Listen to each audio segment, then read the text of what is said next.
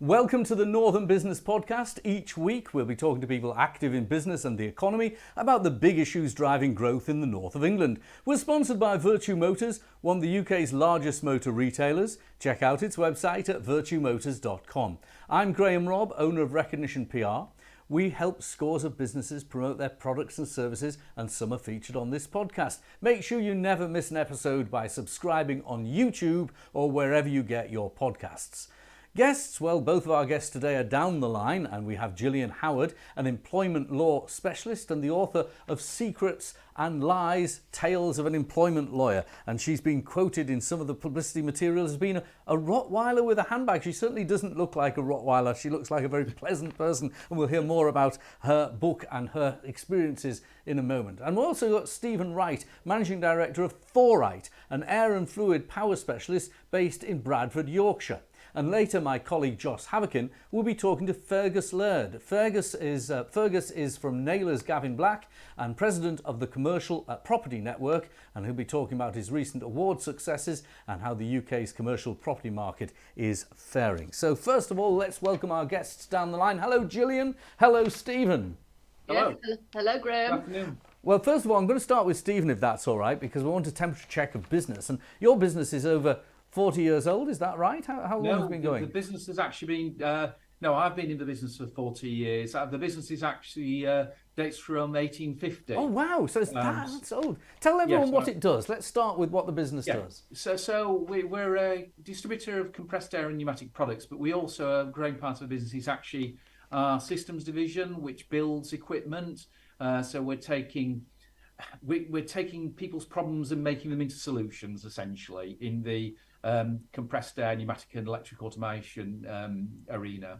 So essentially, though, it involves an element of engineering, an element of skilled innovation, an element of electrical knowledge, of course, power and pneumatic knowledge. And pneumatic knowledge. So quite a lot of specialism, quite a lot of engineering. So it's a good quality, innovative firm that's obviously stayed on its toes throughout these years. And we continue to change. That's been kind of our ethos over the 170 odd years. We started as mill furnishers, and then we've morphed to where we are at present, and we're looking at what the next changes will be. People have been using pneumatics, compressed air for 70, 80 years in industrial settings. That's kind of moving onwards to more electronically controlled or actually electronically actuated products, and we're keen to stay with that flow, but also adding on other products into our range that sit with our natural engineering space and help our existing customer base. And you employ well over 100 people, yes? Yeah, we employ about 135 people. Excellent. That's over 9 sites. Now, let's talk about the economy, because your business is still an SME business, and obviously that makes it absolutely the core of the northern economy. It's where we want to see businesses grow in the north of England. The government has got its policies on growth and the economy. It wants to reduce inflation, halve inflation by the end of the year, and it wants to get the economy growing. But at the same time, of course, halving inflation means sort of constraining growth, because if it isn't hurting, it isn't working. The Bank of England needs to put interest rates up. Bit of a dichotomy. How's it affecting you? Well, the last couple of years have been interesting, to say the least. We've gone through COVID, Brexit, supply chain issues, now increased interest rates, and it's all created quite a bumpy ride.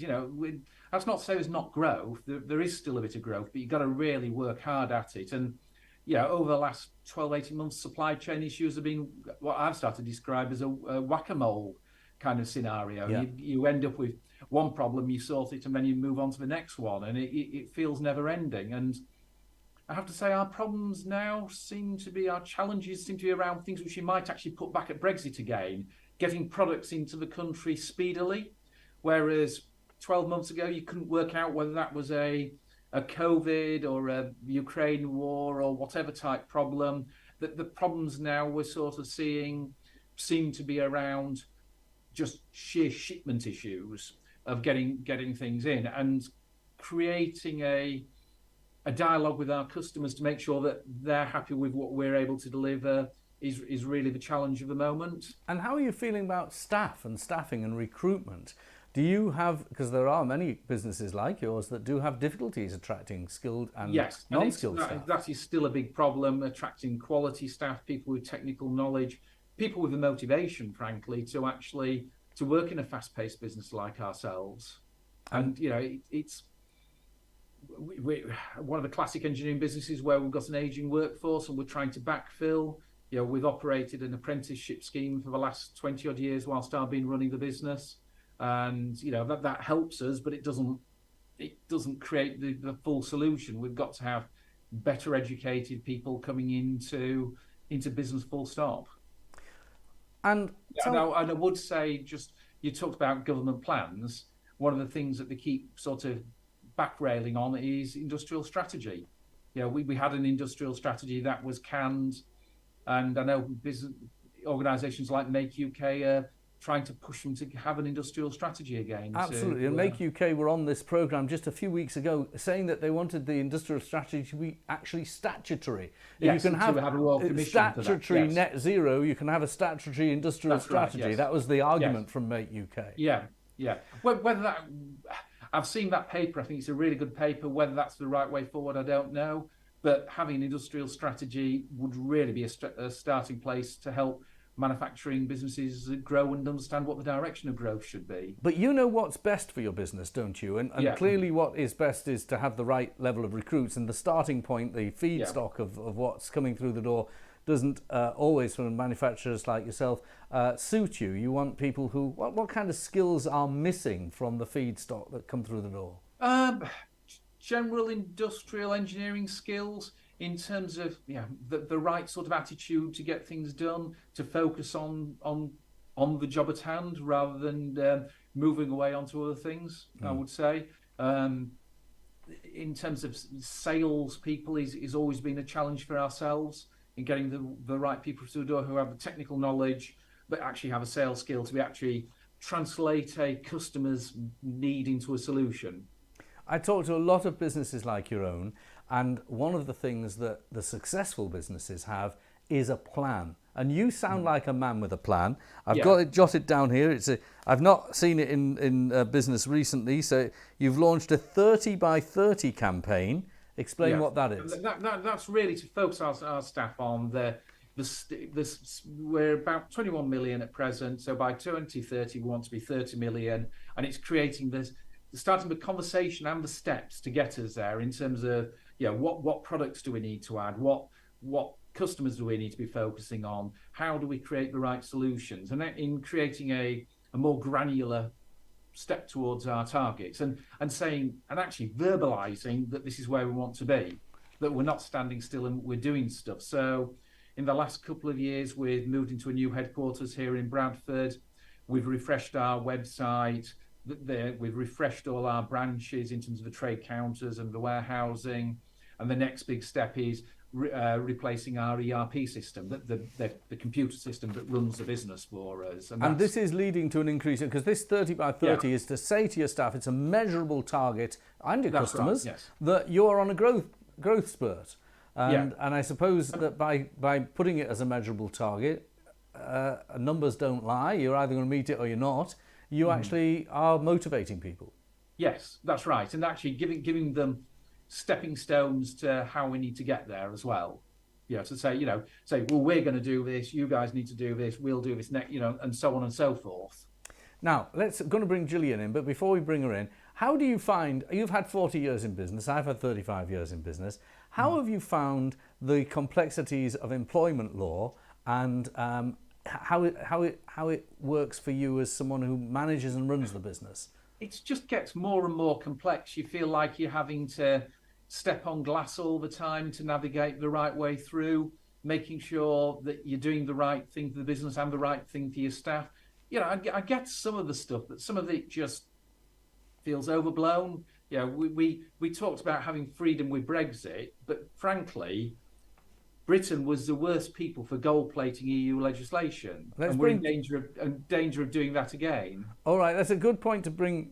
You're not being specific on anything, Stephen. Maybe you will be in a minute, but let's bring Gillian in. But I don't want to set you up on this because I know, Gillian, you act for a small employer like Stephen or myself is equally likely to get your time and attention as a disgruntled employee. Hold up your book. Let's see the book. You've got a new book out. I have. And there it is, Secrets and Lies, Tales of an Employment Lawyer. It's got a Rottweiler with a handbag. Great cover. Okay, well, let's start with a little bit of background, Gillian. You've been doing this a long time. You went to Cambridge. You obviously carved out a good education and career for yourself. But how has employment law in your years practicing changed? I mean, it's changed dramatically. You know, employment protection legislation has been coming over the years, over the last 30, 40 years, actually. And there are many more very important protections for employees at work, those who have what are called protected characteristics, transgender people, homosexuals, women who take maternity leave, who get pregnant and take maternity leave, for unfair dismissal. All sorts of protections have been introduced into the legislation quite properly. But if the employer behaves properly and respects the rights of employees, rights don't exist on their own. Employees also have duties, corresponding duties, you know, to work well, to work honestly, to work studiously, to be polite, to do what they're told, to come to work when they should. When they can't, because let's say they have a disability, they have a duty to cooperate and try to work, perhaps if they can, from home, and try to come back to work as soon as they can. And it might be on reduced duties or reduced hours, but they do have duties as well as rights. But the law has really radically changed over the years, and there is now what is called employment protection legislation that protects employees from bad employers doing bad things. Who does the job belong to? Is the job, as the role, the vacancy, that is the employer's, isn't it, to choose within the context of the employment protection legislation who fills it, who's best for it? Well, yes and no. I'm sounding like a lawyer here, but I mean, first of all, the Redundancy Payments Act in the 1960s, in 1963, was first passed because the law recognized that if a man doesn't have money and therefore doesn't invest in property or buildings or businesses, then a workman invests in his job. Every year, that job becomes intrinsically more valuable to him and so, or her. And so if an employer makes that employee redundant, they have a value which has to be paid for in that job. But you're right, within constrictions, within constraints, it is up to the employer to decide, as long as they don't discriminate, who they wish to choose to fill that role. And Stephen mentioned things like the skills, the knowledge, the expertise, the qualities that are required both in technical terms and in sales terms. And therefore, it is for the employer to choose who is the best, not necessarily on paper either. Because often in an interview, someone whose paper qualifications don't sound brilliant, they are brilliant. They've got the experience, they've got the wherewithal, they talk the talk, they've got a good reference from their last employer. And so, yes, it is up to the employer at the end of the day. It is their decision as to who they dismiss, who they recruit, and then who they dismiss. Yes. Now, years ago, in the early 90s, a lot of the debate around employment law was about things like the social chapter and things like rights to 48-hour working and so on and so forth, the cost of employment law. Now it's about the protection of employees in the context of what used to be regarded as cultural, but now these cultural issues are enshrined in law. And so sometimes the first man-trap for an employer, particularly a small employer without the access to trained HR professionals on the site, is who do you interview and who do you select for interview, and the temptation to try and create a rainbow coalition of candidates from which one chooses. Well, it is important. I mean, if you run a business and you're recruiting people, at the very least, you can go to Google and you can get some information about what it would be if you discriminated, and the best way to allow equal opportunities. And equal opportunities doesn't mean the same opportunities, because people who have in the past been discriminated against need a bit of a leg up in order to get an equal opportunity. And so, employers need to understand that ignorance is no excuse, and it is incumbent upon them to make sure that everybody has an equal opportunity to go for a job, be interviewed for a job, and get the job if they're the right and good person. Now, the book contains a lot of your stories, doesn't it? Your favourite stories from your many years in practice.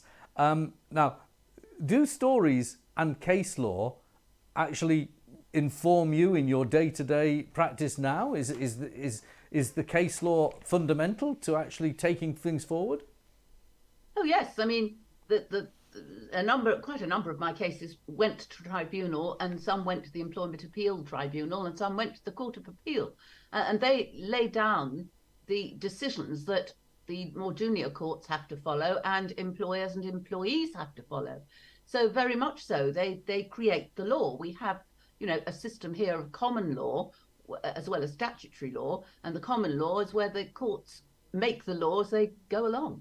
Now, you will have a lot of cases that you've worked on, which I'm going to ask you about in a minute to pick a few favourites. But I do know that you also do a lot of pro bono work, don't you? Because you've had a good career, and I know you. What kind of organisation or person would you do pro bono work for? I've always done pro bono work right from the beginning. I always believed that the underdog should be protected, should be represented. So if someone comes to me with a case, and I think they've got a case that's worth winning, I will certainly act for them pro bono if they can't afford me. I will certainly give them advice, particularly if I don't think they've got much of a case. If they think they have a case and they haven't, yeah. I will try to explain why I don't think they have a very good case. And I act for charities. I act for a number of charities, and I act for a number of schools, but mainly faith schools. I act for a lovely Catholic school. So anyone really who can't afford me, and I feel they deserve to have representation. They're listening to you talking about charities, because charities are employers, and they end up quite often, particularly smaller charities, embroiled in employment issues that came about through all sorts of reasons that weren't planned. Yes, absolutely. Some charities employ a huge number of people. And as you say, the smaller ones without the HR, the human resources, resources and knowledge and expertise often make mistakes through ignorance. They don't know what they should have done. And so I try and help them. Now, tell us about your most celebrated case, and also the case you're most proud of. Oh, gosh. Well, I suppose the most celebrated case, I would say, would be the man that I acted for against an investment bank. He was a black man. This was in the 70s. He was absolutely brilliant.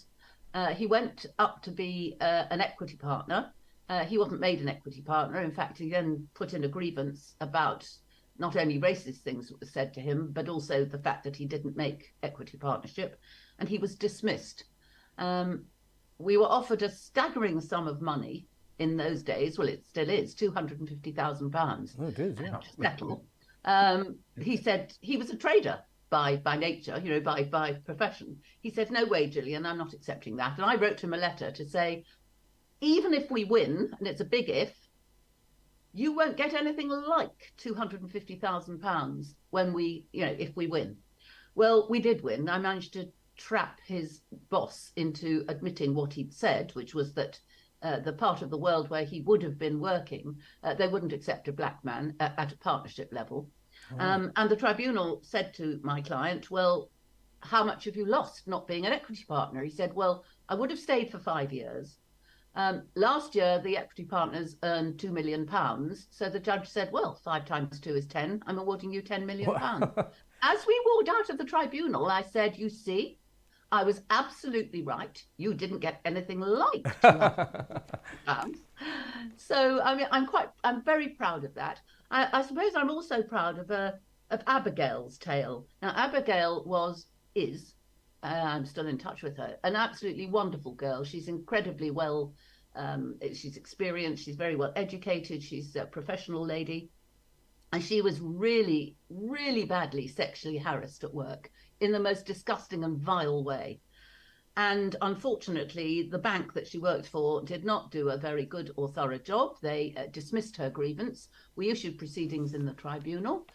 We sued both the employer and the man because in discrimination terms, the perpetrator is also personally liable, as well as the employer, who is vicariously liable. Anyway, we in cross-examination, he got himself rather tied up, or rather, maybe I bullied him a little bit, to the point where he got up and walked out of the tribunal and was never seen again. The tribunal, of course, then found against him and the bank. My client, luckily, hadn't had to leave. She had gone on sick leave. She had a wonderful new female boss. She went back to work. Within 2 weeks, she was promoted. She is now a mentor for women in the workplace, newly recruited women and women who have problems like she had. And I must just say that for part of the compensation that she won, which was quite a lot of money, she donated that to the Imperial Cancer Research Fund, as it was, Cancer Research UK now, in memory of my mother, who died very young of cancer. And she is an amazing woman. Well, Gillian, both of those stories are worth relating, and I'm so glad you did. And I'm so glad that you are fighting for the underdog. Sometimes the underdog, this is a business podcast, is a smaller business as well, and that's obvious from what you've said. And I hope your book goes very well. Hold it up one more time. I'll read it out for people listening. The book is called Secrets of an Employment Lawyer, and it's Gillian Howard. Thank you very much indeed. And also thank you to my other guest from Thorite, Stephen. Thank you for joining me. And now let's turn to something different. My colleague Josh Haverkin has been catching up with Fergus Laird, who is involved in commercial property. Let's see what he has to say. Thank you, Graham. This week, I'm joined by Fergus Laird. He's a partner at the independent commercial property consultancy, Naylors Gavin Black, and also the president of the Commercial Property Network. Hello, Fergus. Hi there. How are you doing? Brilliant. Thank you. Thank you for joining us. So straight away, I just want to congratulate you on winning an amazing 9 CoStar Awards. Can you tell us a little bit about these awards and some of the projects that have got you this amazing accolade? I certainly can. Yeah, I think as a business, we were fortunate to take away a few awards. They, I think, emphasise our position in the region as being one of the strongest regional players, and many of our clients will use us because we are exactly that. We're regional, so we can offer expert advice on the Northeast, and most of our team here have been around in the Northeast for some time, so we know the market particularly well. Excellent. Well, as you've already said, you're very well known in the Northeast. That's how you're getting all the, access to these off-market deals that other people don't necessarily, aren't aware of. But you're also the president of the Commercial Property Network. For our viewers and listeners who don't know what that is, can you just tell us a little bit about it? Yeah, it's actually quite a historic organisation now. It started in 1963 as Property Agents Independent. And it was very much a social network. I mean, the modern way has overtaken a lot of what it did, but back in the day, it would be a network of firms. Sanderson, Townend and Gilbert, as was in Newcastle, were the members for the Northeast. At that time, Allsops in London, who are now a big auction house, they were members at that time. And it was very much a sort of social networking event where people would share ideas across the whole of the UK. So all the membership is made up of independent firms, which is why Ossops and Sandersons are no longer members. So firms like ours that are where the partners or the workforce own the business, we're not owned by shareholders. We've been in the Northeast, and we're just in the Northeast for 30, 40 years. And it's similar firms across the whole of the UK. So we've got this depth of understanding of our marketplace. But it means that if one of my clients phones me up and says, oh, I've got this shop in Oakhampton that I need a building survey on, we can actually say, yeah, we can help you. And we have access to firms that we can trust in all parts of the United Kingdom, including Belfast and Scotland, Glasgow and Edinburgh, where we can refer clients. So it's a network, not for profit, and has its roots in sort of social networking, but it's a bit more than that now. So having so many firms across the whole of the UK and being the president of the organisation, you probably have a better understanding than most of how commercial property is performing across the country. What are your members saying? Is there differences across the country? Yeah, definitely. It's very interesting, actually. So our sort of Southeast members, I think they'll always do fairly well. Very strong. Our members for the Southwest, Vickery Holman, they are by far and away the strongest sort of firm of surveyors in the Southwest. So again, they're busy because that they are. What's really interesting is comparing, say, us, Naylors Gavin Black in Newcastle, with SK Real Estate in Liverpool. Liverpool and Newcastle are quite similar in terms of economic, demographic, and the way we're performing. So we're comparing with them, and then our Manchester members may be comparing more with the London market. But we are seeing across the board in what I do in investment at the minute, the market's fairly static. That just means that it's not moving in either direction, which is a problem. Fergus, I'm really sorry we're out of time now, so I'm going to have to go back to Graham, but thank you very much for your time. And back to you, Graham. Thank you. Thank you, Josh, and thank you, Fergus Laird, as well. Now, if you'd like to take part in our Northern Business podcast, or if you know anyone who will be a great guest, we're planning our autumn series now, and we'll be presenting this kind of interview throughout the whole of the period from September to Christmas. So do get in touch with me, Graham Robb, at LinkedIn using the LinkedIn mail, or at Recognition PR. Don't forget also to like or subscribe to us on YouTube or wherever you get your podcast channels. We'll be back at the same time next week.